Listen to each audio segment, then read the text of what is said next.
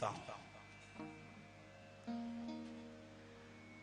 वैसे तो बड़ा खतरनाक प्रश्न है, लेकिन आया है तो पढ़ दे रहा हूं। वैसे अपने स्टाफ की बेइज्जती कोई सुनता नहीं है, फिर भी पढ़ रहा हूं। आजकल के गुरुओं के कारनामे।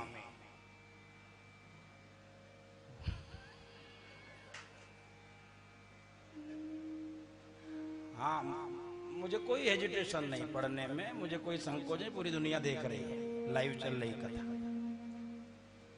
आजकल के गुरुओं के कारनामे व स्थिति गोस्वामी श्री तुलसीदास जी उत्तरकांड में कलिकाल के वर्णन में स्पष्ट लिखे हैं। गुरु शिष्य बधिर अंध का लेखा, एक न सुनई एक नहीं देखा। वाह। 100 में से 90 गुरु ऐसे ही हैं, अतः सही गुरु हमें मिलता नहीं है। तो क्यों नहीं जैसा परम श्रद्धेय स्वामी जी श्री राम सुखदास जी की ही बात मान लें। कृष्णम वंदे जगत गुरुम। व्यासपीठ से ज्यादा गुरुओं की महिमा बखान करने से हम भोले भाले भक्त उनमें आज के जमाने में फंस ही जाते हैं।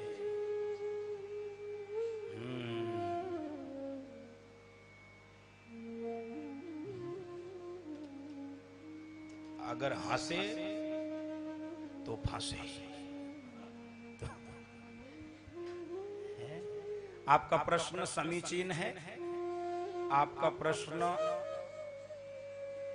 समयानुकूल है, आपका प्रश्न तार्किक भी है। अब उसका उत्तर मैं देने में समर्थ हूं कि नहीं ये मैं नहीं जानता। मैं इस विषय का अधिकारी विद्वान हूं कि नहीं जानता। प्रश्न में आपने ऐसे महापुरुष का नाम लिखा है जो हम सबके श्रद्धेय हैं, आदर्श हैं। स्वामी रामसुख दास जी को हम सब ने, मैंने भी दर्शन किया, आप सब ने भी कदाचित दर्शन किया होगा। मैं तो प्रत्यक्ष बहुत छोटी अवस्था में मैंने उनको गीता भवन गोरखपुर के प्रांगण में साक्षात प्रवचन करते सुना। एकदम अंतिम अवस्था, जर्जर अवस्था थी, फिर भी वो ऐसे लेट के प्रवचन करते थे। तो इसी क्रम में कम से कम स्वामी रामसुखदास जी का स्मरण हुआ। हम उनके श्री चरणों में प्रणाम करते हैं। कृष्णम वंदे जगत गुरुम, इसमें कोई आपत्ति नहीं है, मानना ही चाहिए। आपके जो प्रश्न में शंका है उसका मैं प्रसंग में ही समाधान करूंगा तो ज्यादा उपयुक्त होगा। एक समाधान आपने लिखा है, 100 में 90 ऐसे हैं तो भी 10 तो बच गए, तो उन 10 को खोजें हम लोग। प्रश्न में उत्तर है। 100 में 90 ऐसे हैं तो 90 हटाओ तो कितने बचे? 10। हमको तो एक ही चाहिए, 10 भी नहीं चाहिए। तो उत्तर तो उसमें है। बाकी कैसे बचे इसको मैं बताऊंगा। जितना मेरी बुद्धि, जितना सामर्थ्य है वो भी गुरु कृपा से ही बताऊंगा। गुरु कृपा से। मेरे पास कोई क्षमता नहीं, मेरी कोई हैसियत नहीं, मेरा कोई औकात, मेरे तो जो भी है वो सब गुरुदेव के नाते। गुरु कृपा ही केवलम शिष्यस्य परम मंगलम।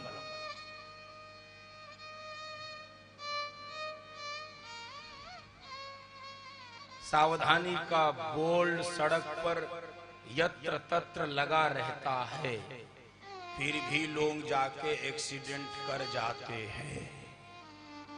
बोर्ड तो लगा रहता, धीमे चलो, गति 80 करो। गाड़ी की गति कितनी करो? 80। आदमी 80 कब करता है? जब कैमरा आता है।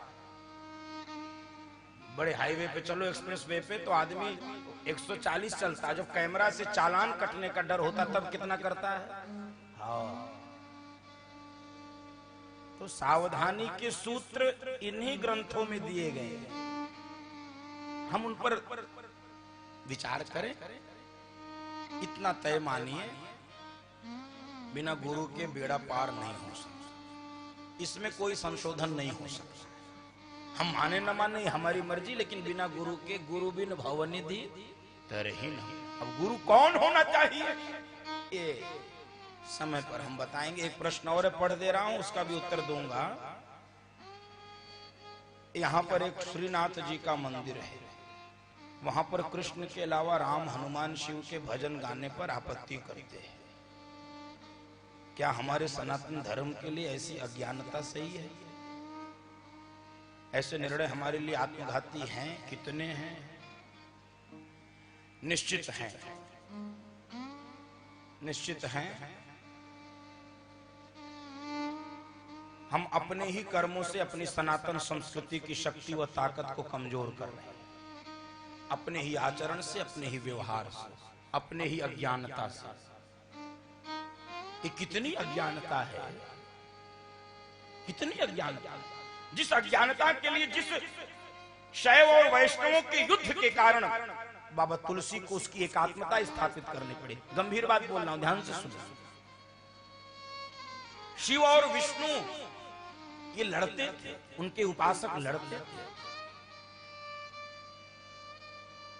राम व कृष्ण को मानने वाले और भगवान शिव की उपासना करने वाले उनको शैव कहते हैं। भगवान कृष्ण की उपासना, राम की उपासना करने वालों को वैष्णव कहते हैं। अब तो वैष्णव का भी विभाजन हो गया, राम को जो माने वो अलग, कृष्ण को जो माने अलग।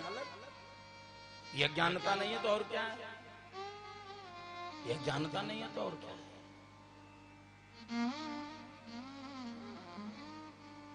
वेद का मंत्र कह रहा है कि वो एक है, एकम सद, एकम सद विप्राह बहुधा वदन्ति।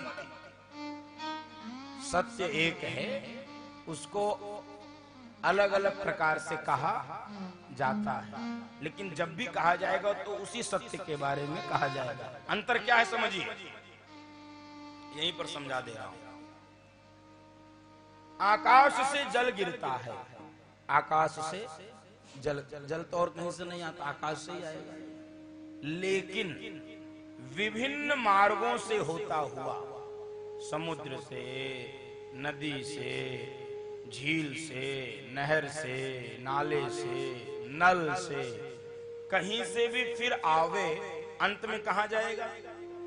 समुद्र। कहां जाएगा? ये तो वैज्ञानिक नियम है, भूगोल का नियम है। आकाशात पतितम तोयम यथा गच्छति सागरम सर्वदेव नमस्कारम केशवम प्रतिगच्छति। जैसे आकाश से निकला हुआ जल विभिन्न मार्गों से होता हुआ अंत में समुद्र में चला जाता है, ऐसे किसी भी देवता की वंदना, पूजन, अर्चन करो, अंत में वो नारायण के ही श्री चरणों में पहुंच जाता है। इसमें कोई भेद नहीं है, कोई अंतर नहीं है। अंतर करने वाले व्यासपीठ से बोल दो, मूर्ख है। हाँ, मूर्ख है। उनको बोध ही नहीं है कि हमको बोलना, कि हमको उनका अध्ययन न्यून है। और कठोर बात बोल रहा हूं, पहुंचे तो पहुंचे सबके तक। ये अपनी दुकान चलाने के लिए होता है। हमारी दुकान चलती रहे, इसलिए कुछ ऐसे नियम बना दो जिससे समाज भटक जाए। अरे वही राम है, वही कृष्ण है, वही शिव है, वही विष्णु है, वही न जाने कितनी बार आया है।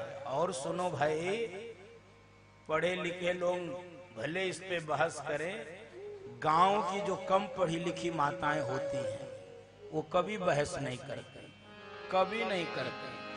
क्यों नहीं करती हैं? ऐसे थोड़ी गाया गया है। ये गांव की माताएं क्या गाती हैं? कभी राम बन के, कभी श्याम बन के चले आना, प्रभु जी चले आना। कभी राम बन के, कभी श्याम बन के चले आना, प्रभु जी चले आना। तुम राम रूप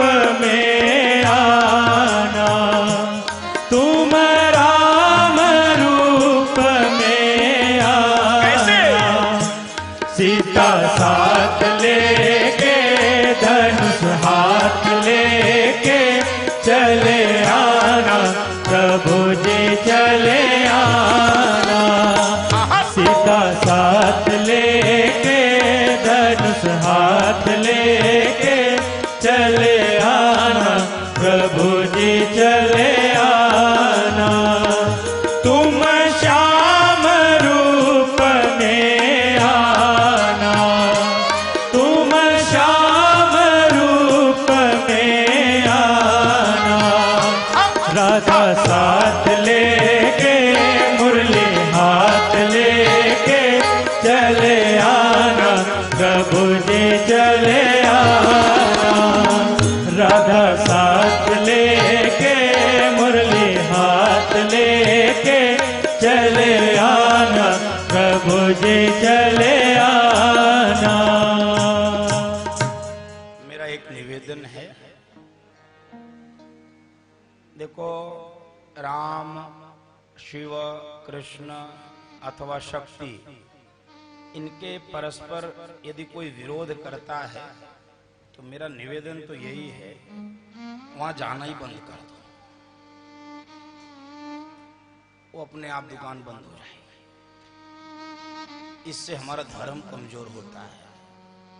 हमारी अरे भाई ये क्यों बनाया कि इसको भी समझा जाए, क्यों बनाया?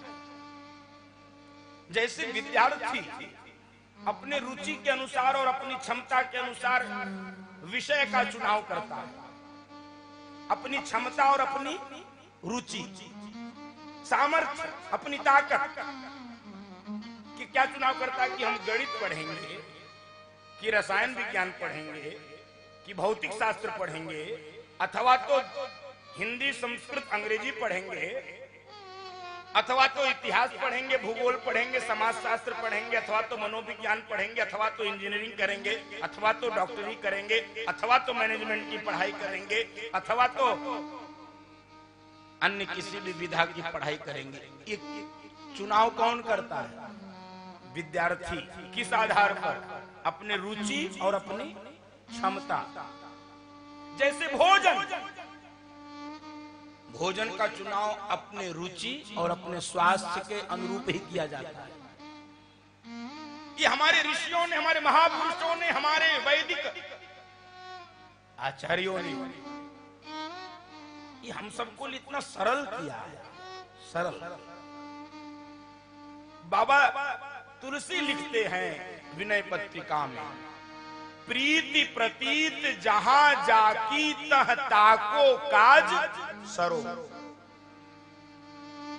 कोई संघर्ष की आवश्यकता नहीं, समन्वय की आवश्यकता है। संघर्ष से ऊर्जा नष्ट होती, समय व्यर्थ होता है, परिणाम भयावह होता है, और समन्वय से, संगठन से शक्ति होती है। मेरा निवेदन है, शास्त्रों को ठीक से पढ़ें, आचार्यों की बात, ये बांटने वालों से बचिए, जो हमको बांटते हैं किसी भी नाम पर। वो किसी आक्रांता से कम नहीं, वो किसी बाबर और गजनवी से कम नहीं। अब हमको छेड़ दोगे तो मैं बोलता बहुत हूं, इसलिए ये किसी आक्रांता से कम नहीं। उन्होंने भी लाभ उठाया था। अंग्रेजों ने क्या किया इस देश में आके? उनका सिद्धांत था फूट डालो और राज करो, यही तो था। ये आज के अंग्रेज है नहीं, और क्या है? और क्या है? इनकी करो पूजा, इनकी ना करो, इनकी करो, इनकी ना करो। अरे बेकार की बात है। हमारा जिसका मन करेगा उसका करेंगे, हमारी जिसका मन करेगा उसकी करेंगे। तुम कौन होते हमको बताने? अरे भाई, आप प्रातःकाल भगवान शिव का अभिषेक कर रहे हैं तीसरे तल पे, और शाम को कथा सुन रहे हैं भगवान राम की। यही समन्वय होना चाहिए। इसलिए आपके सत्संग समिति को मैं साधुवाद देता हूं, मैं धन्यवाद और बधाई देता हूं। इसी समन्वय की आवश्यकता संसार में भी है। इतना सुंदर धर्म, इतनी सुंदर संस्कृति दुनिया में कहीं नहीं है, दुनिया में। जहां पर आपको अवसर है, जहां पर जड़ता नहीं है, जहां पर फ्लेक्सिबिलिटी, जहां पर अवसर है, जहां पर आपको चुनाव करने का अवसर। इस चुनाव को हम कतई गलत दिशा में न ले जाएं। मेरी प्रार्थना है, एकम सद विप्राह बहुधा वदन्ति, सत्य एक ही होता है, बोलने के तरीके बताने के। यही उपदेश स्वामी विवेकानंद ने विश्व धर्म सम्मेलन शिकागो अमेरिका में जाकर बताया था, और जो आज मैं बोला हूं यही बात बोला था। उठा के पढ़ लेना, रामकृष्ण मिशन में एक आती है पुस्तिका शिकागो वक्तृता, पढ़िए। बोला विवेकानंद ने जाकर, हम सारे धर्मों की जननी के प्रतिनिधि बनकर आए हैं। अमेरिका के शिकागो में शतकों पहले बोले, सारे धर्मों की जननी कौन है? हिंदू धर्म। हम उस हिंदू धर्म का प्रतिनिधित्व करने आए हैं। और उस श्लोक बोला था, रुचि नाम वैचित्र्या, जो मैंने आपको बताया अभी, अपने अपने रुचि और अपने अपने क्षमता। वही श्लोक विवेकानंद जी ने अमेरिका में बोला, रुचि नाम वैचित्र्यात्। तो मेरा निवेदन स्वीकार हो। अज्ञान तब तक बना रहता है जब तक ज्ञान का प्रकाश नहीं होता है। अज्ञान ध्वांत विध्वंस सूर्य कोटि समप्रभ, भागवत में आया है। लेकिन करोड़ों अंधकार को सूर्य की एक किरण समाप्त कर देती है। बंधु माताओं, हम अपनी अज्ञानता को दूर करने के लिए ज्ञान की एक किरण को अपने हृदय में प्रवेश कराएं। भगवान राम, भगवान शिव, भगवान कृष्ण, भगवान नारायण, ये सब एक हैं। बाबा तुलसी ने भगवान शंकर के माध्यम से इसको कई बार मानस में स्पष्ट किया है। मैंने अपनी मति और गुरु कृपा से आपको मैंने इस विषय का समाधान